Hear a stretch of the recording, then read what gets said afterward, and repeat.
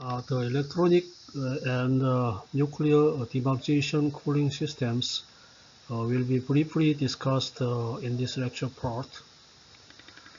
Since the lowest temperature that the electronic demarcation cooling can achieve, millikelvin, is the same as the dilution refrigerators, the electronic demarcation cooling system is not frequently used. On the other hand, commercial manufacturers provide us a variety of specifications for the dilution refrigerator. Thus, it is more convenient to use the dilution refrigerator for obtaining the millikelvin temperature range. Therefore, we will shortly address this electronic demarcation cooling system.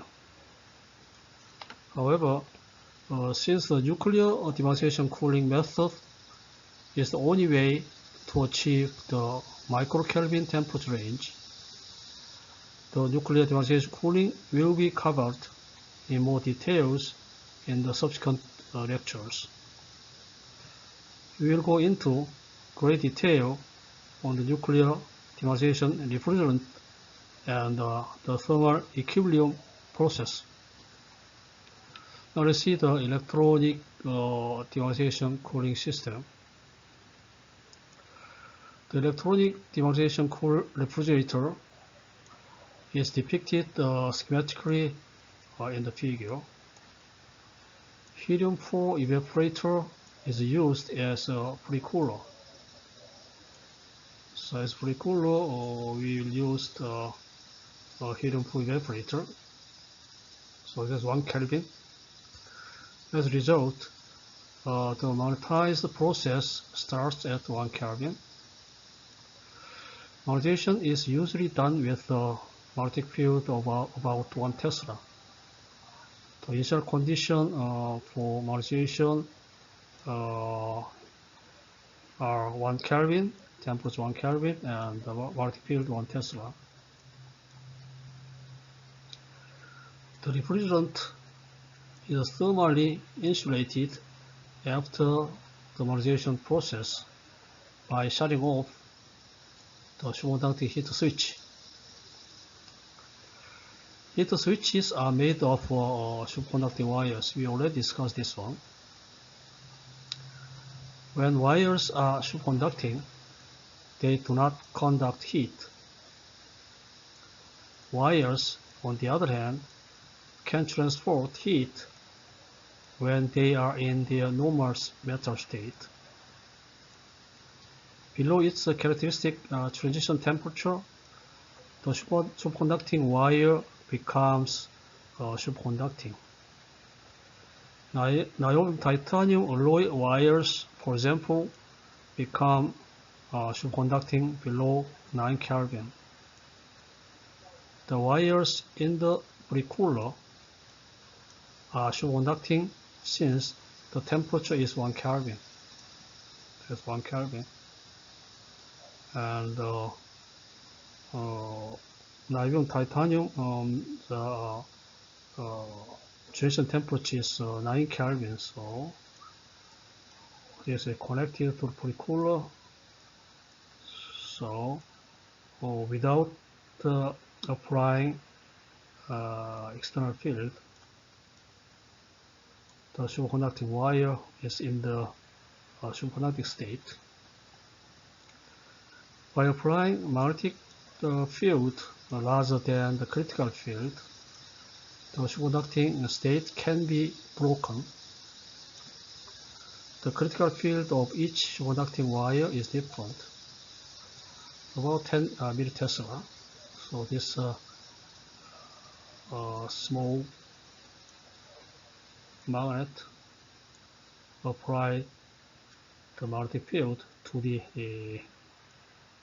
superconducting wire. If we apply magnetic field, then the superconducting state can be broken. So the superconducting wire can become normal metal wires, and the heat can be transferred to the pre-cooler. On the other hand, we switched off this magnet, then this wire becomes superconducting, so heat will not be transferred to the pre-cooler.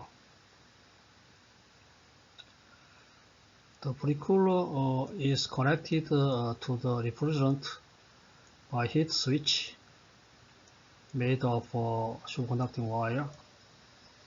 The refrigerant is then connected to the experimental setup. That's the experimental setup under here. The helium reservoir outside the vacuum chamber, and inside it is the superconducting magnet used to magnetize the refrigerant.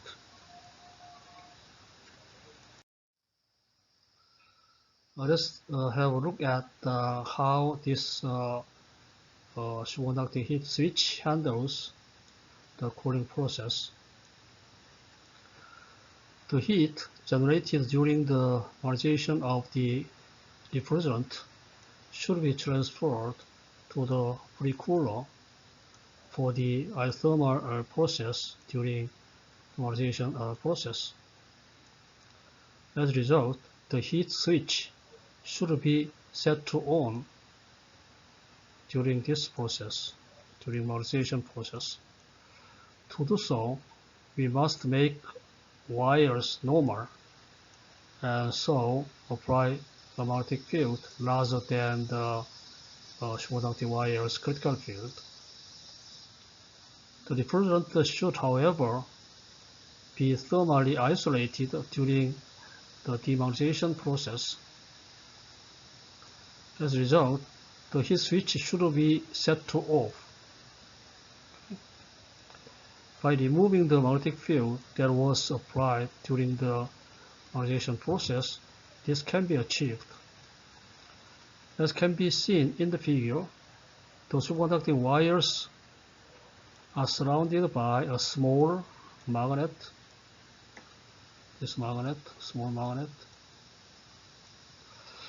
With an electronic magnetization refrigerator, the lowest temperature we can achieve is around 1 millikelvin. The dilution refrigerator can be used to achieve this temperature. The dilution refrigerator is far more user-friendly. As a result, the electronic demagnetization refrigerator is no longer in use. Magnetic thermometers that detect temperatures around millikelvin, however, commonly use the paramagnetic source. The superconducting switch is placed in an on state during the magnetization of the refrigerant, which is accomplished by supplying a magnetic field to the switch that is greater than the critical field. On the other hand, the switch should be in the off state, where the magnetic field that has been applied to it is removed before starting the demagnetization cooling process.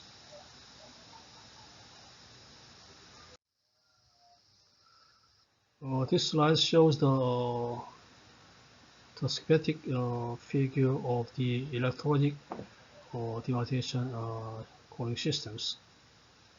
We already saw similar figures here. There is the super insulating door. So inside the super insulating door, helium reservoir is here. And this is vacuum chamber. This is vacuum chamber.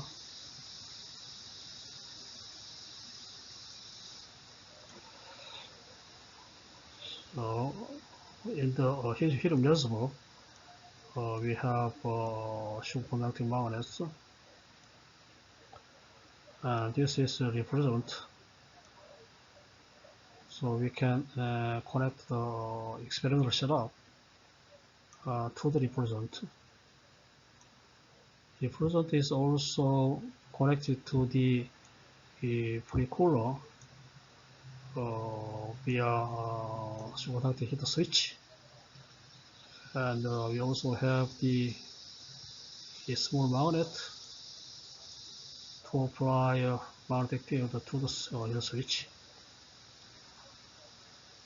And this plate is helium propart. Helium propart is 1K plate. And in the room temperature, we have a vacuum pump and other electronic instruments. This figure shows the Model 107 automatic demarcation refrigerator to reach temperature as low as 25 degrees Kelvin. That is commercial model for the electronic demarcation cooling system. Now let's see a nuclear demarcation cooling system. In nuclear demarcation cooling, nuclear magnetic dipoles are used. Since the magnetic moment of nuclear dipoles is 1/2000 times smaller than that of electronic dipoles, we can utilize nuclear demarcation refrigerator to reach temperatures in the range of microkelvin. Gotter proposed the nuclear demarcation process in 1934. Due to technical difficulties, however, its success had to be waited until Curti took over in 1956. Copper is the most used refrigerant for nuclear demarcation cooling. The nuclear magnetic moment of copper is quite large. For some investigations, silver and gold are utilized as refrigerant. The two-stage nuclear demarcation refrigerator is depicted in the figure. This one, we have first stage and the second stage. So two-stage nuclear demarcation refrigerator is depicted in this figure. PrNi5 material serves as the refrigerant for the first stage. This is first stage, and this second stage. While copper works as the refrigerant for the second stage. So this is first stage, the second stage. We will discuss the refrigerant materials in detail in later lectures.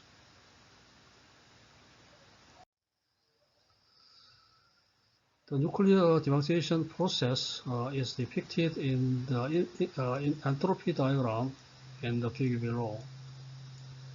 The magnetization and demagnetization processes are represented by A to B and B to C processes, respectively. So, as a starting point of nuclear demarcation, this magnetization process. So A to B is the magnetization process, and B to C represents the demagnetization process, and we can have the final temperature about 10 microkelvin.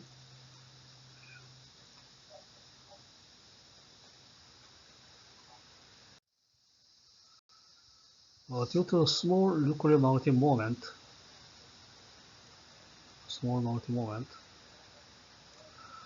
the spontaneous nuclear magnetic ordering temperature is extremely low.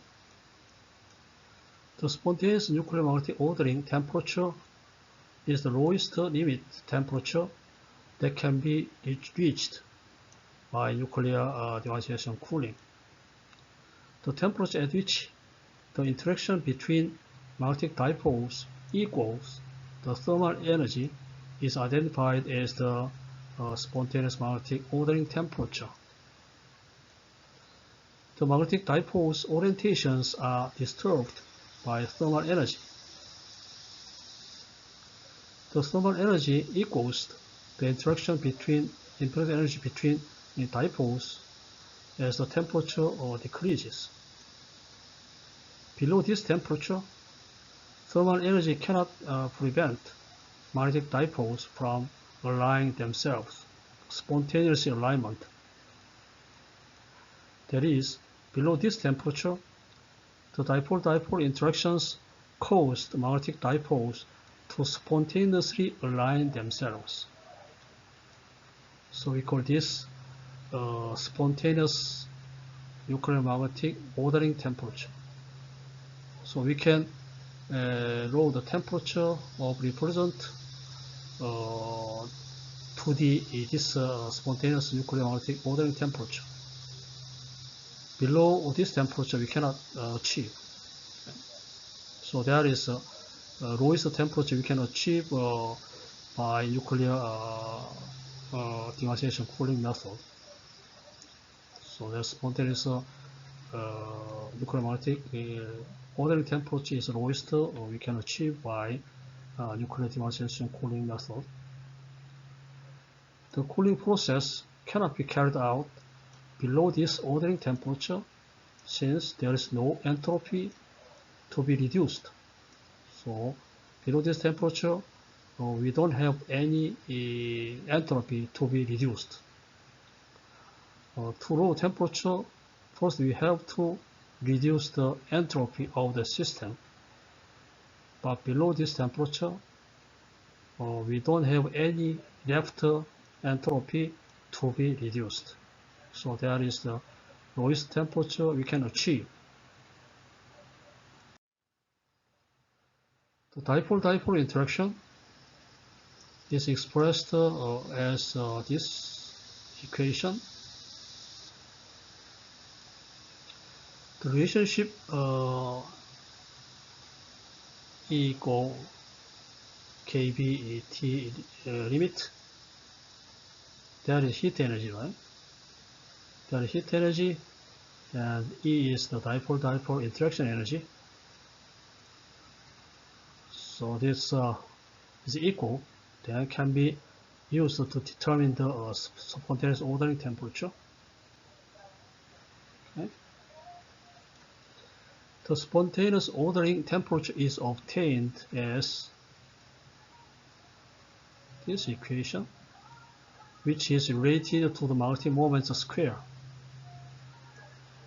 So this term is inverse proportional to r to the 5, so it can be omitted.